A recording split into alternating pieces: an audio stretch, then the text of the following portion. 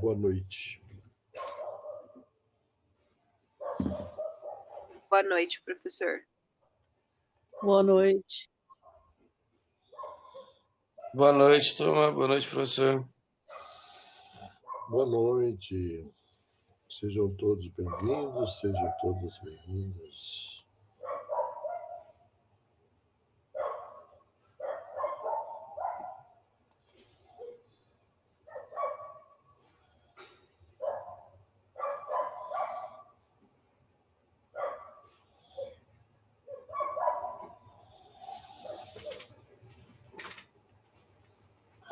Nós estamos continuando com a nossa jornada na epistemologia de Jung e hoje nós vamos aprofundar a influência de Platão, e Agostinho no pensamento de Jung, especialmente na teoria dos arquétipos.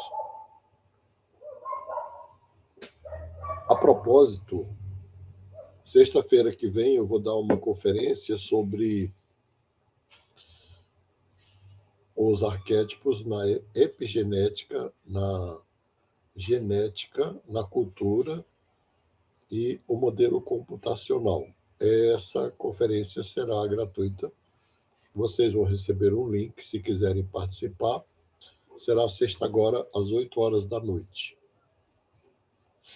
Quem puder participar, todos serão bem-vindos. Bom, arquétipo. Qual é a influência de Platão? Essa é a nossa questão aqui, colocada para a gente refletir sobre o arquétipo, né? Idealismo platônico. Vocês já devem ter estudado, de alguma forma, vocês já ouviram falar de Platão, no mínimo, ouviram falar do mito do homem das cavernas. Gustavo, quer trazer aí um resumo desse mito para a gente? Oi, boa noite. Eu posso tentar em 5 minutinhos, 2 minutinhos. Traga do seu jeito, sim. Boa noite, pessoal. O Platão, ele foi aluno do Sócrates, né? Ele é cidadão ateniense e tal, no período que a gente chama da Grécia Clássica de Atenas. E ele acompanhou, né, todo o julgamento do Sócrates. Ele escreve um livro que chama Apologia a Sócrates. E a maioria dos diálogos do Platão, os livros do Platão, são escritos em formas de diálogo, porque ainda não tinha se formado uma filosofia que nem do Aristóteles, assim, aonde você escreve em forma de artigo científico. Então ainda estava na passagem das alegorias, né? Então, assim, o povo grego lia muito a Homero, que vinha em forma de poesia, muito teatro, né? Então, essa é a linguagem do Platão. E aí, no terceiro ou quinto livro do capítulo do livro A República, ele escreve o mito da caverna. Porque ele vai tentar. O Platão ele é um dos filósofos dos primeiros que vai reunir tanto os temas dos filósofos pré-socráticos sobre o universo, sobre o cosmos, e também questões de ordem antropológica que o Sócrates trazia, de humanidade, né? Como seres humanos. E basicamente ele vai defender a tese, o Platão, e aí já falo do mito da caverna, de que a realidade humana e sensorial ela é enganosa, né? No sentido que ela não traz a episteme, né? O conhecimento verdadeiro, porque ele tem a ideia de verdade muito clara, né? Como Sócrates, não existe meio termo na verdade, não existe meias verdades, como diriam os sofistas, né? Então, a verdade se encontra no mundo das ideias, por Platão, na condição de pensar. Então, por exemplo, tem uma cadeira, tem várias cadeiras. A cadeira na Índia, na China, cada um suas especialidades, coisas próprias. Mas nenhuma dessas cadeiras são reais para o Platão. Por que elas não são reais? Porque elas não são eternas. Então, elas são passageiras, elas não são cadeiras, elas estão cadeiras. E a cadeira real, o modelo de todas as cadeiras, está no mundo das ideias, no mundo inteligível. Então, filosofar para o Platão é sair do mundo sensível e ir para o mundo inteligível. E no mito da caverna, ele trata justamente disso, mas numa forma de alegoria, né? Que aí você vive dentro da caverna, tá lá o cara dentro da caverna, com um monte de gente dentro da caverna, ele vê luzes, símbolos assim na parede, e ele sai da caverna, aí ele diz que primeiro vai doer o olho dele, vai ser muito difícil lá fora, tal, porque ele tem ideia com esse mundo das ideias, fora da caverna. Ele volta, tenta avisar a turma lá dentro da caverna que está no mundo sensível, que é dentro da caverna, que ali é só uma ilusão, que é só passageiro, e é só símbolos, né? Assim vamos dizer, do mundo real. E aí ninguém dá bola, sabe? Aí ele fala sobre isso, que dentro da caverna é como se fosse um mundo sensível, fora da caverna muito mais amplo, muito mais é, real, vamos dizer assim, que é o mundo das ideias, muito eterno e tudo mais. Aí seria aonde a gente tem que buscar o verdadeiro conhecimento. Olha, gente, eu não combinei nada com ele, não, viu? Como diz o Faustão, quem sabe faz ao vivo, a cores, né? É isso mesmo. Eu só vou colocar algumas questões para poder puxar para o Jung. Lembra que o Aristóteles ele acreditava que a mente nascia como uma tábua rasa, uma folha em branco? Já o Platão ele acreditava no conhecimento a priori. E esse conhecimento a priori seria o arquétipo.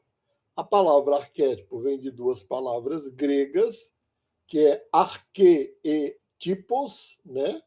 Arque são as formas, arque são as origens, arque são as origens e tipos são as formas.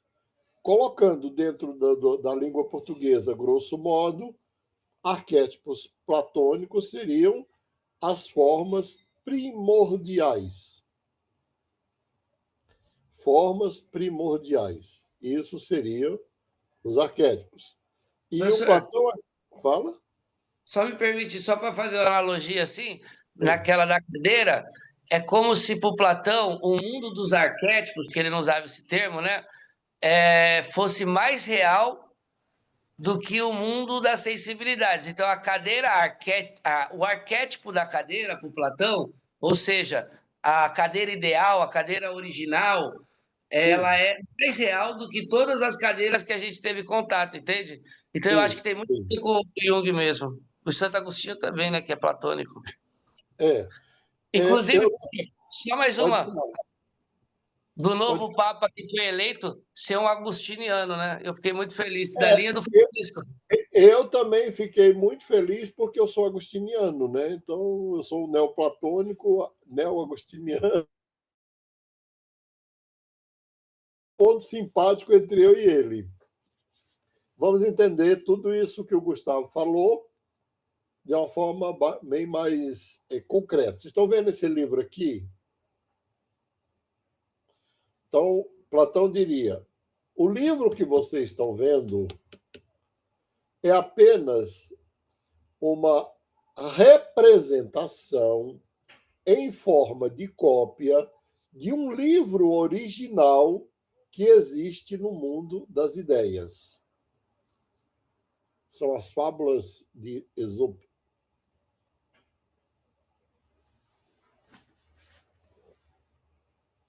Bem, no mito do homem das cavernas, isso fica muito claro, porque o que o Platão vai dizer é que tudo aquilo que você vê, na verdade, é uma cópia. E aí a pergunta que ele fazia sempre pegava lá a tábula rasa, né, do Aristóteles e dizia: este livro que você vê é o mesmo que está na sua cabeça e é o mesmo que está no mundo das ideias? E aí eu quero que vocês me respondam essa pergunta platônica.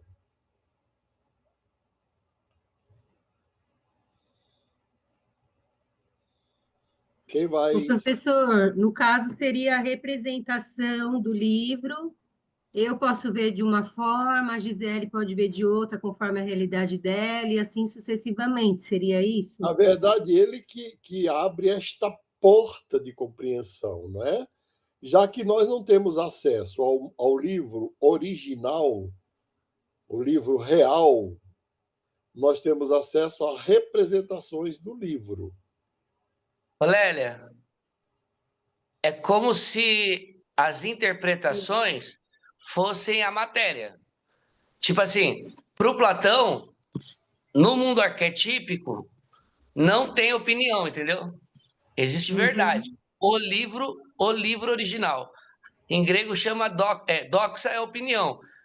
Na cabeça, nas ideias, no arquétipo, não tem doxa, tem episteme, tem conhecimento. O livro que você vê é uma forma, o livro, a cadeira, tudo. É uma forma para o Platão indigna, inclusive reduzida da ideia original, do arquétipo. É, Perfeito. O que a gente falou nas outras aulas, o arquétipo ele não tem forma, mas ele é um conteúdo ligado a todas as vivências da humanidade, né? São conteúdos sem forma, né? Cada um tem uma forma dentro da sua cabeça, né?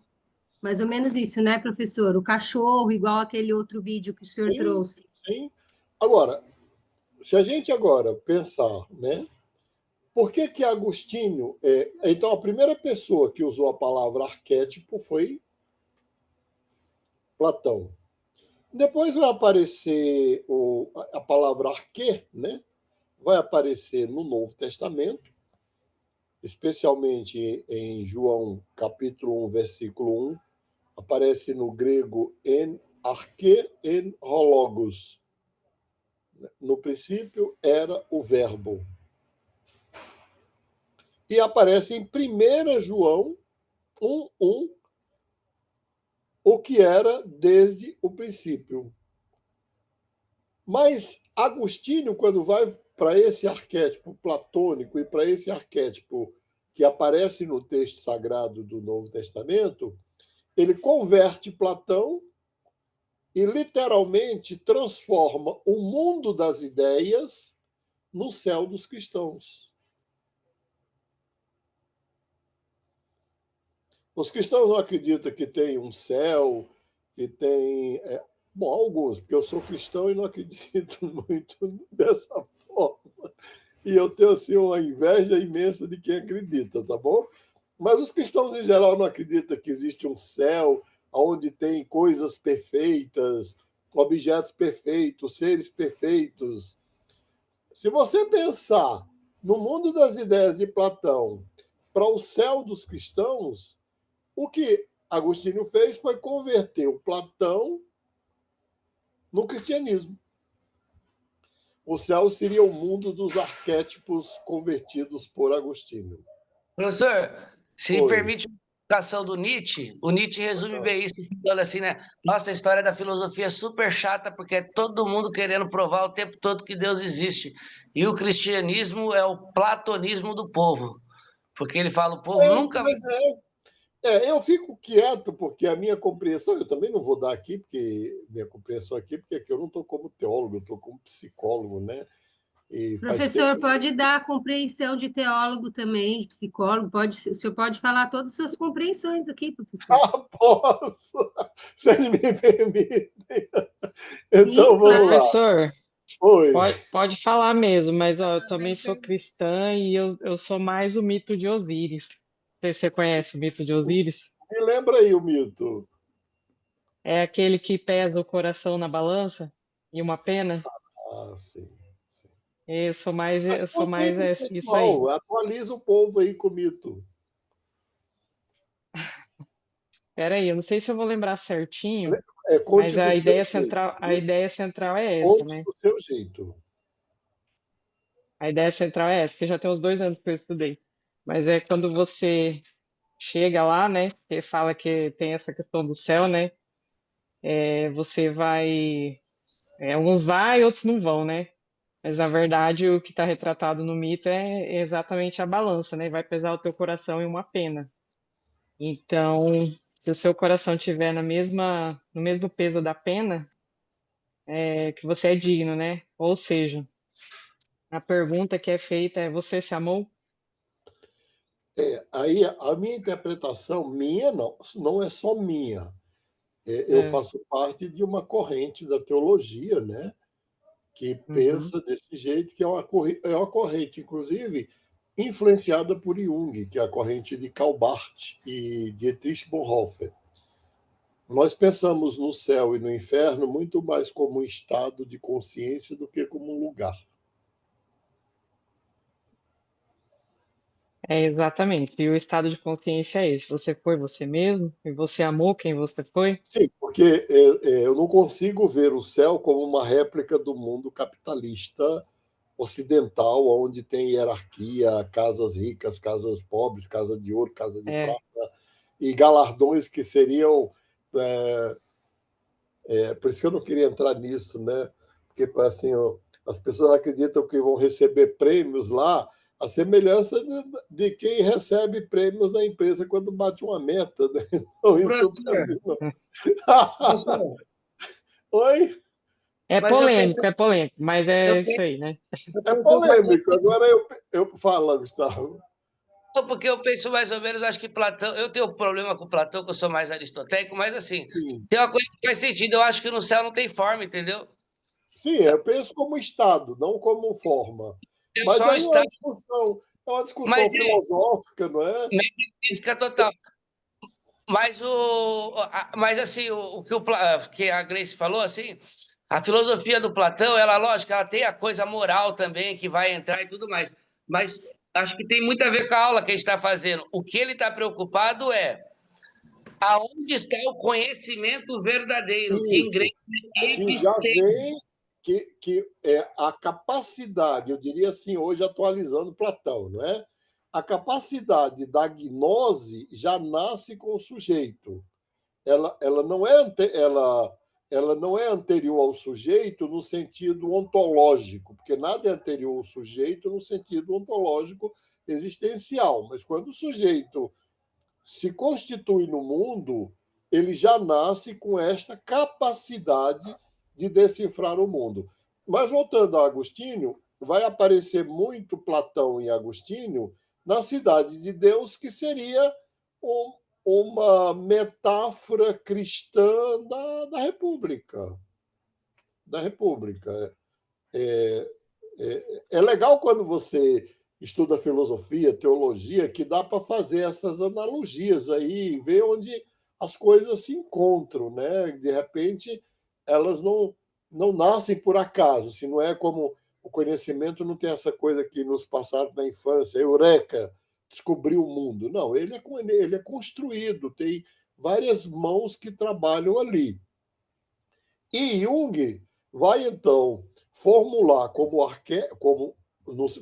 conceito de arquétipo como sendo as matrizes herdadas do pensamento humano.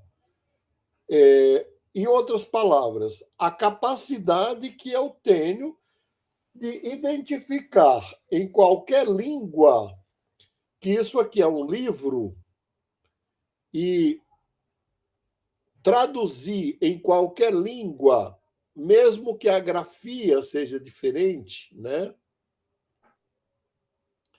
Mesmo que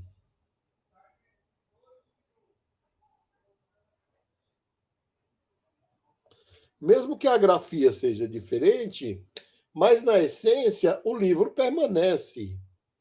Se eu não nascesse com esta capacidade de compreender que isso aqui era um livro, eu não teria a capacidade de traduzir livro no outro idioma.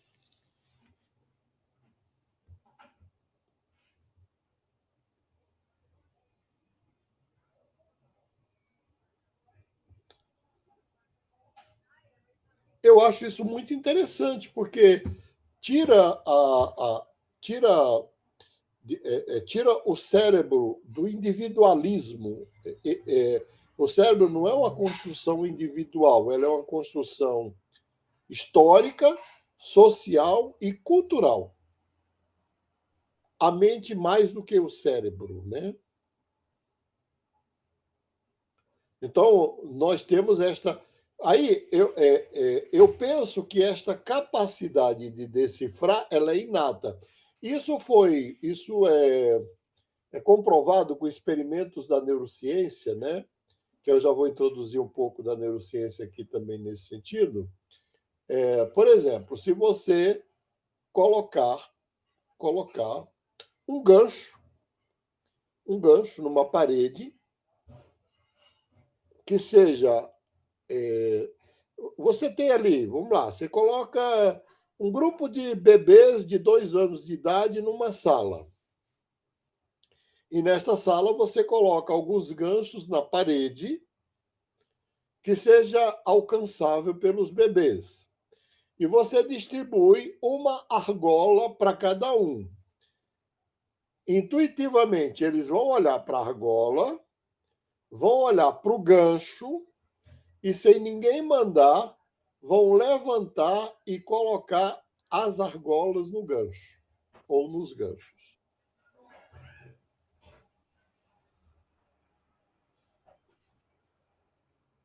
Porque é intuitivo. Bom, essa intuição, curiosamente, esse sentido intuitivo de encontrar o real, porque ele existe, também já foi observado nos animais. Vem sendo observado nos animais. Por exemplo, não sei se alguém aqui já viu, mas tem famílias de macacos que já se utiliza já constrói ferramentas para conseguir o que quer. Por exemplo, por volta de 1948, os macacos rezos eles começaram a lavar os cocos antes de quebrar. Macacos rezos do mundo inteiro passaram a lavar o coco antes de quebrar. Mais posteriormente, já na segunda metade do século XX, eles passaram a fazer hastes para derrubar frutos, que é uma ferramenta. Só que, se o macaco que está onde tiver, no momento em que aquele grupo de macacos descobre essa habilidade, em outro lugar, aquele mesmo grupo descobre também. Não vou meter nada esotérico nem física quântica aqui no meio, mas eu estou falando que, em algum momento, a mente ela se conecta com o real. Nos macacos dá para ver com muito mais clareza, porque é muito primitivo, né? São pequenos atos, pequenos gestos. Nos humanos já é mais difícil, porque acontece tudo ao mesmo tempo. Então, o que vai ser, então, o arquétipo para Jung? O arquétipo para Jung seria essa capacidade inata de decifrar o real por meio da linguagem. E aí, a capacidade é inata, mas tem que ter a mediação da cultura por meio da linguagem, que é essencialmente simbólica. Professor, no caso do pássaro, por exemplo, do João de Barro, que constrói a casa dele. Perfeito, é um arquétipo. O Jung usa, na última entrevista que ele dá na BBC de Londres, ele usa 2 exemplos. Um é o João de Barro. E aí não tem, porque Jung foi execrado por causa desse conceito dele. Então, no momento em que você tem uma ciência essencialmente materialista, que quer provar que o sujeito nasce zerado, porque isso interessa ideologicamente, interessa muito mais a ideologia do que a ciência, de dizer que você pode gerar no humano o que quiser. Isso já foi comprovado que não é bem assim, não é? Não existe humano sem biológico. O humano é uma função da biologia com a cultura. Também não é só cultura, não é só biológico, mas é uma função dos dois.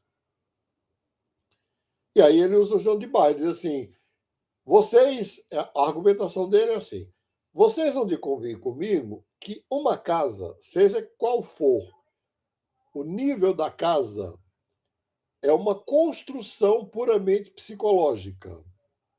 Por quê? O que é uma construção puramente psicológica? É aquilo que não está intrinsecamente registrado nos instintos e nos impulsos instintivos. Está fora do sujeito. Então, você, por exemplo, a casa do João de Barro está fora do João de Barro. Ele tem que construí-la fora de si, do seu próprio corpo. Né? E aí ele fala, e esse argumento dele, realmente na época ninguém tinha muito como argumentar, e o outro argumento que eu acho muito interessante também, que é o do salmão. O salmão nasce num lugar, os que sobrevivem, claro, dentro daquele processo de sobrevivência, navega pelos mares, às vezes, mares, não é nem mar, né? E quando ele amadurece e se torna adulto e pleno, sexualmente pleno, ele volta para o lugar aonde ele nasceu, onde ele vai reproduzir e morrer. E o Jung fala, ora, este percurso, aí o que seria o arquétipo? O arquétipo não é a memória registrada do percurso, é a capacidade de registrar o percurso da memória.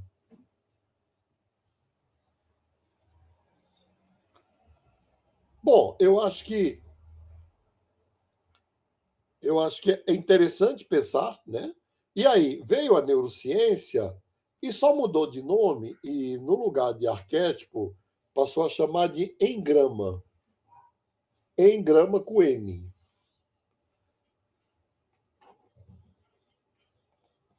Na verdade, antes do Jung, o Freud já tinha falado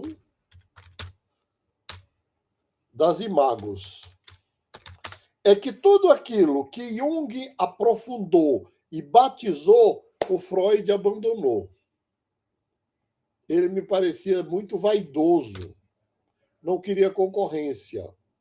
Mas a imago freudiana é muito semelhante ao arquétipo junguiano, que são matrizes de comportamentos, matrizes de relacionamentos e matrizes de pensamentos.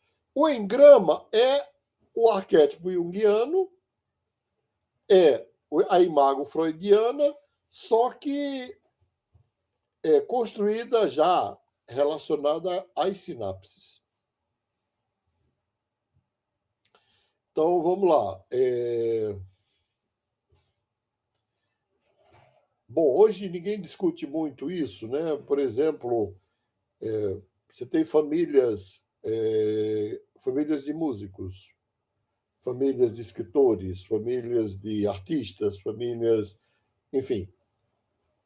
Já no mundo antigo, eles haviam já mapeado essas famílias que tinham determinadas habilidades. Então, tinha as famílias que tinham habilidades para artes, para agricultura, para moldar o ferro, o bronze, né? Enfim. Bom, você vai dizer, mas tem a influência da cultura. Claro, olha o que se comprovou realmente. O sujeito pega, o experimento foi feito inicialmente com amebas, depois com outros animais. Mas o psicólogo, é coisa de psicólogo mesmo, coisa de doido, pegou amebas e colocou num labirinto. E aí foi cronometrando quanto tempo aquelas amebas levavam para sair do labirinto. E aquelas amebas foram-se... Por que ele escolheu amebas? Por serem monocelulares. Como são desprovidas de cérebro, a própria célula funciona como cérebro. Então, ela é muito, vamos dizer assim, é um sistema complexo, mas muito enxuto, não é? E aí, o que ele observou? Que a partir da quarta geração de amebas, o tempo de sair do labirinto já cai em torno de 25%. A quarta geração de amebas já sai com 25% de tempo a menos do que a primeira geração. Bom, como eu faço sempre, como esta aula aqui é uma viagem, então aí eu quero vou convidar vocês para embarcarem na viagem com as perguntas, os questionamentos e também com as críticas, né?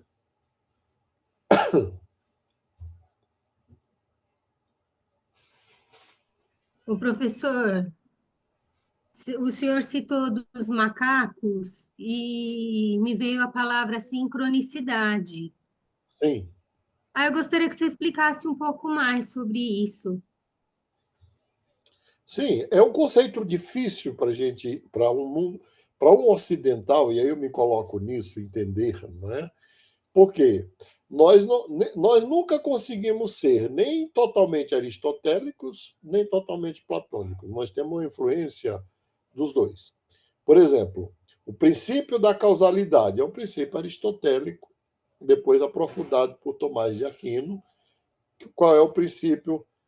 A história é muito interessante. O Tomás de Aquino ele revisita lá o Aristóteles e ele cria a lei da causa prima ou lei da causa primeira, que diz o seguinte: nenhum ser é causa de si mesmo. Todo ser tem que ter uma causa. Nesta ordem, tudo tem uma causa, e a causa do universo, segundo Tomás de Aquino, que era teólogo e filósofo, é Deus. Bom, na sincronicidade, que é um princípio que vai encontrar exatamente no. A gente pode dizer que na Bíblia você vai encontrar com toda certeza o princípio da causalidade, especialmente em Gênesis 1, quando fala lá, no princípio criou Deus os céus e a terra.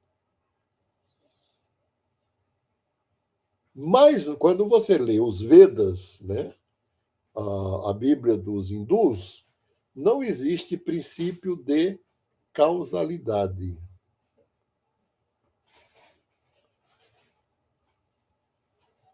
E aí, para nós, isso é absolutamente absurdo. Como é que alguém morre e não tem uma causa? Se alguém morre, nós ficamos loucos procurando a causa. Eu estou trazendo a morte porque a morte evidencia essa nossa obsessão por uma causa. E nós não só procuramos causa, como às vezes começamos a culpar pessoas, né? O fulano morreu do coração. Morreu porque a filha contrariou. Mas claro que não tem nada a ver que a filha contrariou. A filha pode ter sido a gota d'água do coração partido, mas ela não partiu sozinha aquele coração. Eu costumo falar que a gente morre dos excessos, da falta de equilíbrio dos Sim, ou do nossos próprio pensamentos e esgotamento, sentimentos, né? ou do próprio esgotamento da vitalidade, né? Ou no Só caso que para os da orientais, relação. por exemplo, a gente tem assim, criou Deus os céus, criou a terra era sem forma e vazia, e o Espírito de Deus parava sobre as águas, e disse Deus, haja luz, aí uma coisa vai ser da causa da outra. Uhum. Para os hindus, havia uma dança no universo, e enquanto o universo dançava, tudo aconteceu e se criou. Uhum. E se a gente for olhar outra teoria da evolução, aí a gente já vai pensar de outra forma também. Eu acho que nossa ciência. Peraí, eu vou voltar para a sincronicidade, senão eu me perco, tá? Eu já dou a palavra. A nossa ciência ela é muito causal, ela é muito aristotélico-tomista. Agora, o que Jung está dizendo? Que dois objetos ou duas coisas podem acontecer simultaneamente, sem que uma seja a causa da outra. A teoria do Jung da sincronicidade, que ele tira dos Vedas, com toda certeza, foi comprovada quando se faz o experimento de aceleração de partícula lá na Suíça, né? Que eles Primeiro, eles fazem um mega acelerador de partícula, porque eles acreditavam que veriam. Finalmente, o homem veria o átomo, o próton, o nêutron, o elétron. E aí, o que acontece? Na verdade, ninguém nunca viu. Se percebe a existência dessas partículas pela ausência e pela densidade que elas deixam ou produzem. E o que se observou lá? Que o mesmo átomo, ou o mesmo elétron, o mesmo nêutron, pode estar em dois lugares ao mesmo tempo. Isso é sincronicidade. A sincronicidade é quando duas coisas acontecem sem que uma seja a causa da outra. Por exemplo, eu penso em alguém e alguém vai e telefona para mim.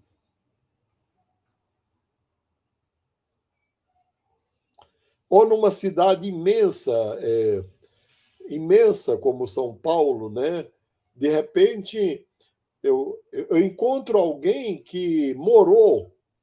Eu morei no Rio. Aí, 20 anos depois, eu encontro, de repente, eu estou num restaurante e encontro alguém que teve um relacionamento comigo há 30 anos atrás e que, no meio de 12 milhões de pessoas, se encontram aleatoriamente. Não tem uma causa. Professor, Oi. vou dar um exemplo de sincronicidade que eu entendi aí. Eu sou radialista, né? Aí, sábado passado, um ouvinte e um ouvinte pediram a mesma música na mesma hora, em lugares diferentes. A mesma música, na mesma hora. Você olha, Sim. Então,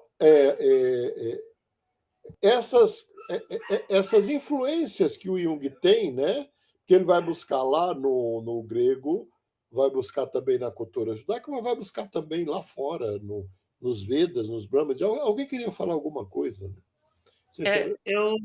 O que me lembra muito que eu estou estudando agora, e que, inclusive recomendo aos colegas que se interessam por Jung, né? Que a gente pode dizer que Jung é um platonista, assim, né? Total. Mas assim, uma das coisas mais legais para entender isso aí, para mim, é o que eu estou estudando agora, que é o Spinoza. Sim. Um grande E o fã. Spinoza ele explica isso de uma maneira tão magnífica, sabe? Que eu, se me permite assim, vou tentar falar alguma coisa. Traga o Ele é Spinoza. o Spinoza, e ele foi excomungado pela religião dele.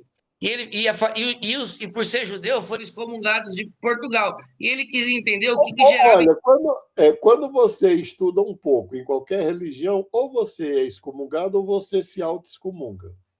Então, e ele queria entender por que ele foi excomungado. E aí ele fala assim, por que existe a intolerância religiosa? Ele escreve o Tratado Teológico Político e ele fala assim, ó, a religião surge de duas coisas, da ignorância e da ansiedade.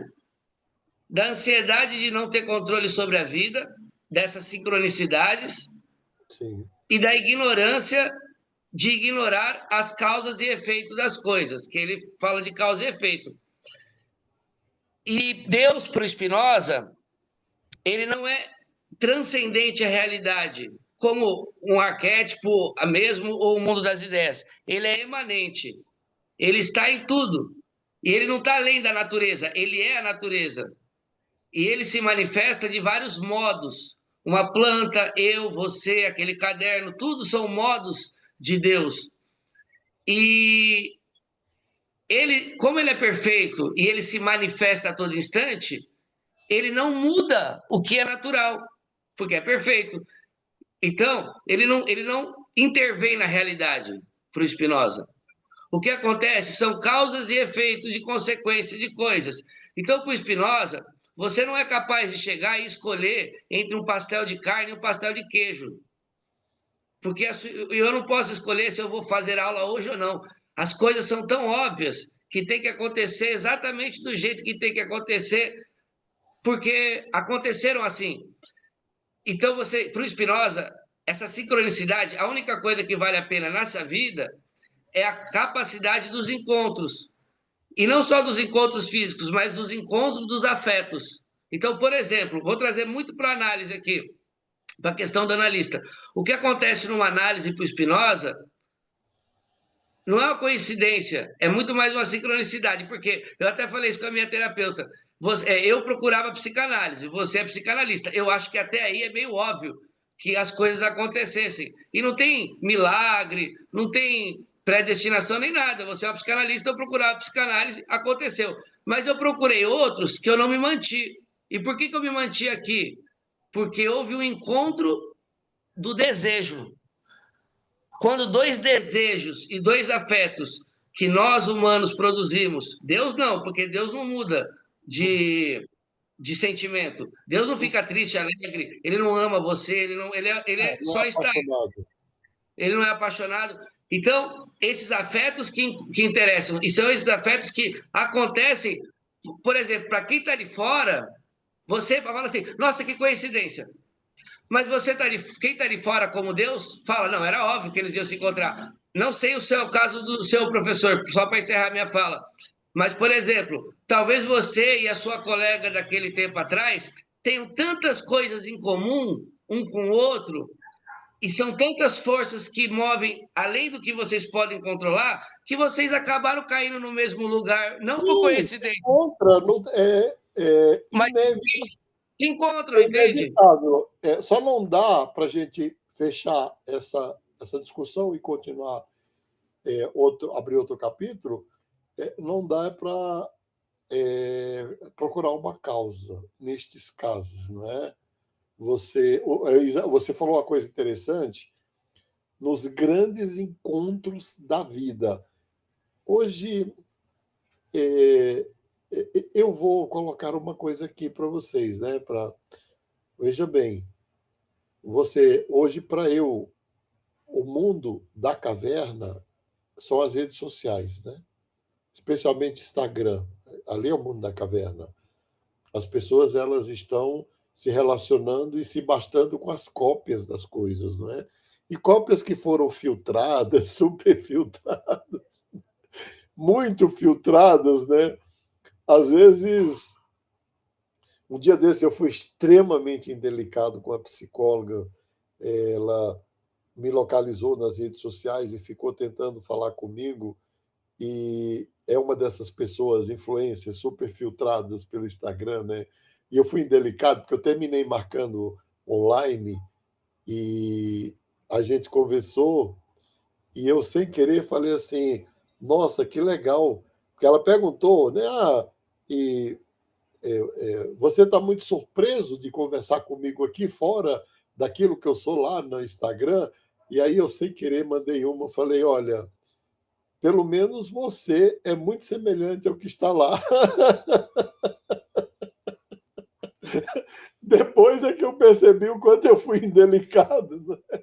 Olha a sombra, professor. Olha a sombra. Exato, mas vocês entendem?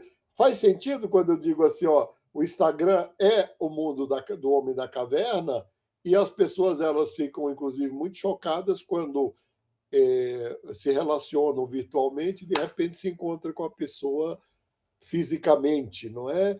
Que não é aquilo que está lá. Bom, Professor, isso é Oi? verdade, porque tem um povo que eu vejo aqui no Instagram que quando eu encontro pessoalmente, eu falo assim, gente, cadê aquela pele lisa? Cadê aquela falta de ruga? E eu aqui, com as minhas tudo, que vai Sim, ficar assim, entendeu? Mas cadê as marcas do tempo, né? Mas é o voltando personagem, né? que o Gustavo colocou, nos grandes encontros da vida, não tem como você procurar causa. Eu acho que talvez sejam essas causas, as causas sejam muito mais inconscientes, e o inconsciente atrai o inconsciente, isso eu acredito que sim, né? E, de repente, você, do nada, aparece alguém que vai causar na tua vida. E não adianta. Professor, e pode ser também uma confluência de causas, né? Não Isso, uma causa. é melhor assim. Pode ser multicausalidade, não apenas uma causa, né? Essa questão do inconsciente, puxar o inconsciente, é muito legal na sincronicidade, porque além dos encontros, dos afetos, das pessoas, eu tenho a questão da sincronicidade, por exemplo, no meu trabalho de individuação, que às vezes eu estou naquele processo terapêutico e vem através de uma música, uma resposta, não através só do sonho. Então, Sim. assim, uma placa de rua, né, uma propaganda e dá aquele insight, assim, eu acho isso muito da sincronicidade, assim, na questão do inconsciente mesmo puxar aquela situação. O Jung, quando ele trabalha com a questão do jogo e dos jogos, e especialmente dos jogos tarôs e semelhantes, e ele faz uma pesquisa estatística sobre isso, né? Ele vai concluir que, na verdade, é o inconsciente que escolhe a carta. Escolhe não só a jogadora da carta ou o jogador da carta, mas escolhe a carta. Vocês têm uma professora maravilhosa, né? A Clarissa, que ela desenvolveu um teste de personalidade com cartas semelhantes ao tarô. Professor, estou doido para fazer o curso dela, são 10 Vai meses. ser lançado, né? Vai ser lançado. É, São 10? 10 meses, a cada 15 dias de sábado, e parece ser maravilhoso esse jogo dela. Eu fui um dos que fez convidado por ela quando ela estava validando. Ela estava validando o jogo e ela convidou um grupo de pessoas para fazerem, e eu fui um dos convidados. A Clarissa, modesta à parte, foi minha aluna de graduação na psicologia do Mackenzie, né? Da turma da minha filha, que é psicóloga, da mais velha. Eu tenho uma filha psicóloga e ela foi da turma da minha filha. Foi minha aluna e a gente se encontrou agora, depois, ela já doutora, tem 2 doutorados, enfim. E, e aí eu fiz o jogo dela e, olha, foi fidedigno. O jogo retratou o momento que eu estava vivendo. Retratou tudo aquilo, os sentimentos, os afetos, as atitudes, aquilo que eu estava vivendo. É muito sincrônico. Agora, voltando para os arquétipos, né? Eu acho que você só vai perceber que os arquétipos são realmente epigenéticos, né? Porque a genética exclui a cultura, a epigenética já é a genética mais a cultura. Quando você tem netos, se tem netos, se resolver ter filho e depois tiver netos. Nos filhos você não percebe, porque, na verdade, os filhos, o comportamento dos filhos, a inteligência, o comportamento e o temperamento dos filhos é a média dos avós, não é dos pais. Os filhos são fisicamente parecidos com os pais, mas psicologicamente a réplica é o clone dos avós. Né? E aí, quando você fala assim, meu, não é possível. Porque eles não convivem com você, não vivem o dia a dia com você, e aquelas coisas que são muito suas,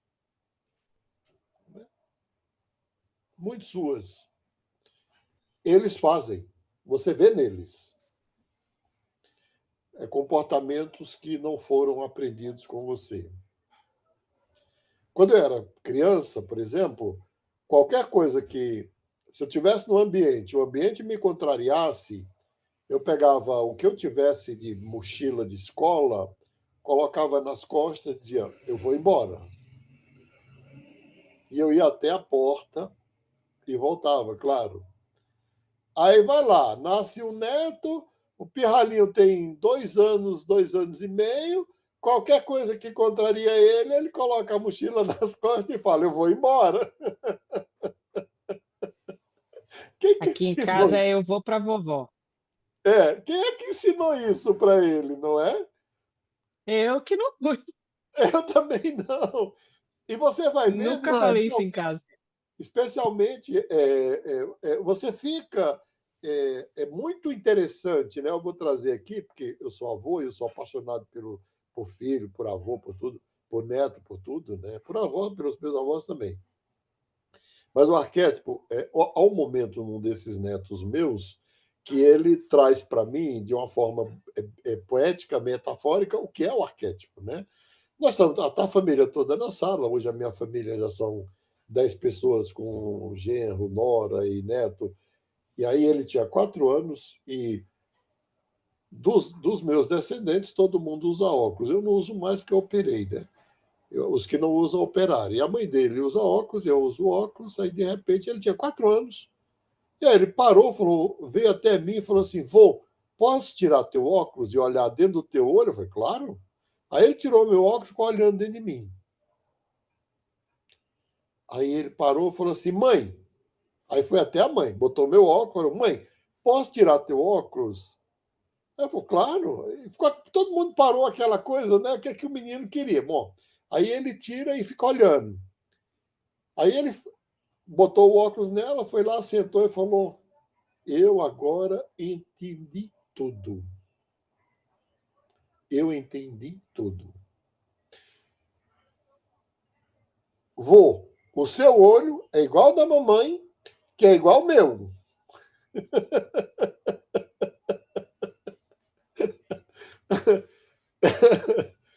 Eu diria que o Está arquétipo. demonstrando, né, professor, com essa repetição, porque se a gente for mais além, né?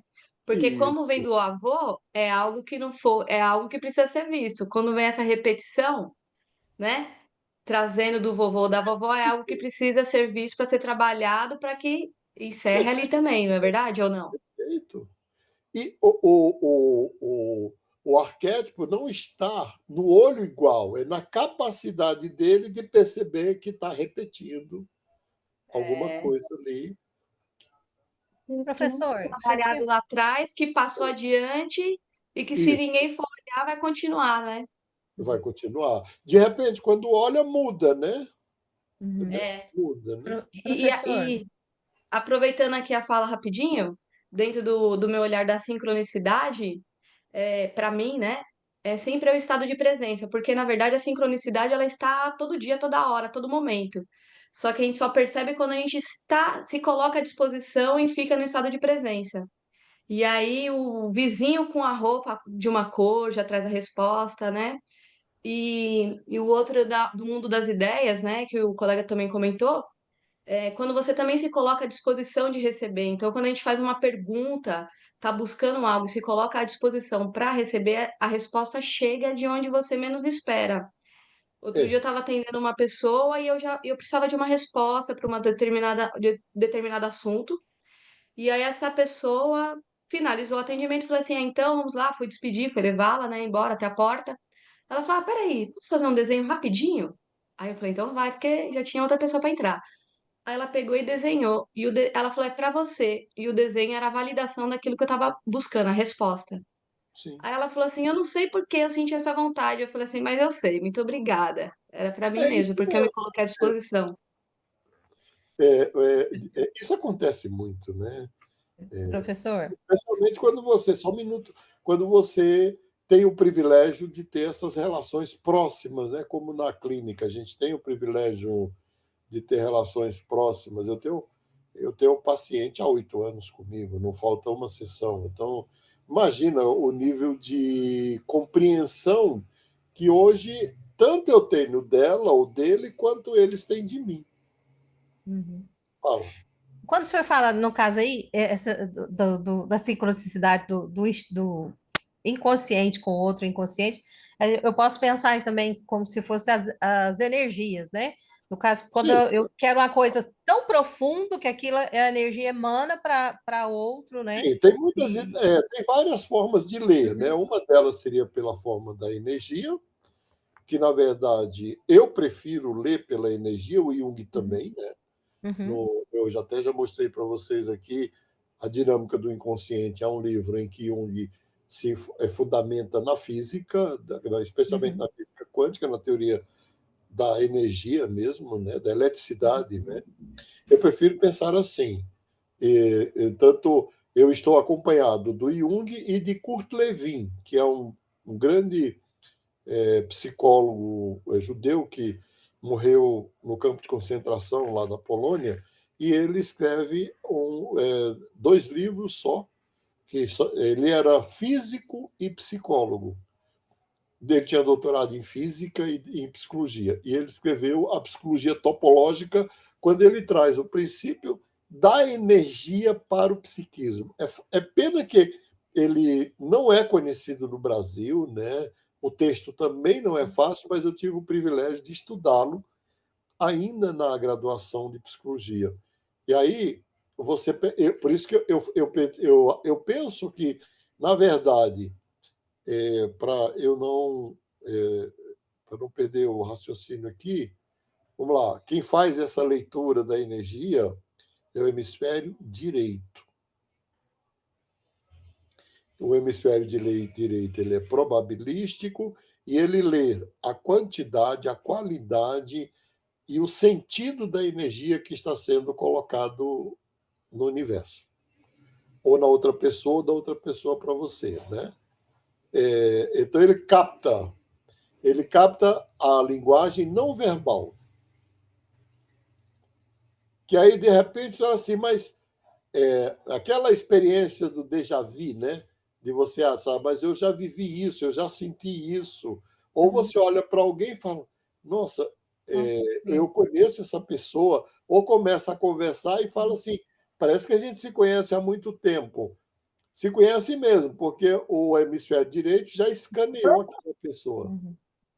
Professor, eu comecei a interessar nesse mundo mais de psicologia, desse mundo aí da mente, porque o meu companheiro que faleceu, ele falava sempre sobre isso, né? Eu falava assim, Gisele, eu sempre, quando eu era novo, eu sempre, tudo que eu queria dava certo. Eu falava assim, eu vou conseguir aquele trabalho, eu ia lá e conseguia. E aí ele foi desenvolvendo, teve uma empresa, ganhou muito dinheiro, ia para os Estados Unidos, importava, e de repente ele quebrou. E aí, depois disso, deu errado. Ele falou assim: eu não sei o que que mudou na minha mente, que agora tudo que eu faço dá errado.